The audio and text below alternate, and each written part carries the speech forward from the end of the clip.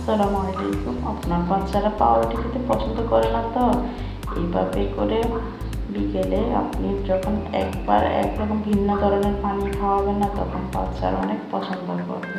দেখেন, আজকে আমি পাউরুটির ছাকগুলো কেটে নিলাম। প্রথমে আমি কেচি দিয়েও কেটে দেখালাম, আবার ছুরি দিয়ে কেটে, যা যেভাবে ভালো মনে হয় সুবিধা লাগে এভাবে কেটে নেবেন। কেটে নেওয়ার পরে পাউরুটির যে ছাকগুলো আছে ওগুলো একটা আপনি টুথপিন নিয়ে এভাবে মরে এভাবে ললিপপের মতো বানিয়ে নেবেন। তখন বাচ্চাদের দেখতে একটা আকর্ষণ লাগবে, তারা খেয়ে নেবে।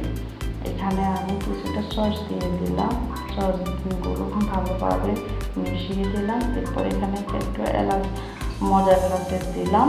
তারপরে চিকন করে কেটে রাখে কয়েকটা পেঁয়াজ উপর দিয়ে সাজিয়ে দিলাম। এরপর আমি এখানে একটা প্যানে নিয়ে একদম লো হিটে রেখে কিছুক্ষণের জন্য এটাকে ঘুরে রাখলাম। এরপর 5 মিনিট পরে আপনার চিজগুলো একটু যখন গলে উঠবে, তখন এটা নামিয়ে পরিবেশনা করে আপনার বাচ্চাদেরকে দিবেন। দেখবেন বাচ্চারা দেখতে যখন সুন্দর লাগবে তাদের চোখে, তখন অবশ্যই মজা করে খেয়ে নেবে। আসসালামু আলাইকুম।